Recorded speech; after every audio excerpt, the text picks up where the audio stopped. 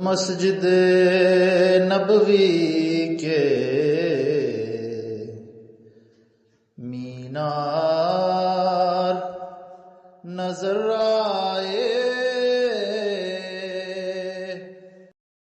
اللهم صل على محمد وعلى آل محمد كما صليت على إبراهيم وعلى آل إبراهيم إنك حميد مجيد اللهم بارك على محمد وعلى آل محمد كما باركت على إبراهيم وعلى آل إبراهيم إنك حميد مجيد۔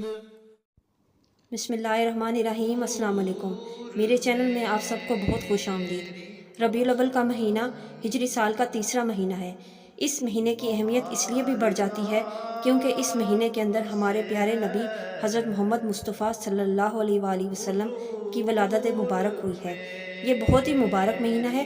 اس مہینے میں کیے جانے والے وظائف قبولیت کا درجہ پاتے ہیں، کوئی دعا رد نہیں ہوتی، مشکلات حل ہوتی ہیں۔ اس بات کو مد نظر رکھ کر آج جو وظیفہ میں آپ کے لیے لے کر حاضر ہوئی ہوں وہ بہت ہی زیادہ اہمیت کا حامل ہے۔ بہت آسان وظیفہ ہے۔ میں تو یہی کہوں گی کہ آپ کو اس وظیفے کو آزمانا ضروری ہے۔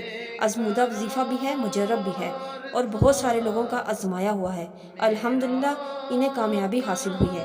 اس لیے میں یہ وظیفہ آج اپنے چینل پر تمام دوستوں کو بتا رہی ہوں۔ یہ وظیفہ آپ نے لازمی کرنا ہے۔ اصل میں ہر انسان یہ چاہتا ہے اس کے مال میں اضافہ اور برکت ہو۔ کچھ لوگ ایسے ہیں جو دین و دنیا دونوں کو ترجیح دیتے ہیں۔ اپنے مقصد کے حصول کے لیے تو چلتے ہیں اپنے وظیفے کی طرف۔ یہ وظیفہ بہت ہی آسان ہے۔ اللہ تعالیٰ کے یہ پیارے نام آپ کو نظر آ رہے ہوں گے، یا کریم ہوں، یا عظیم ہوں، یا رزاق ہوں۔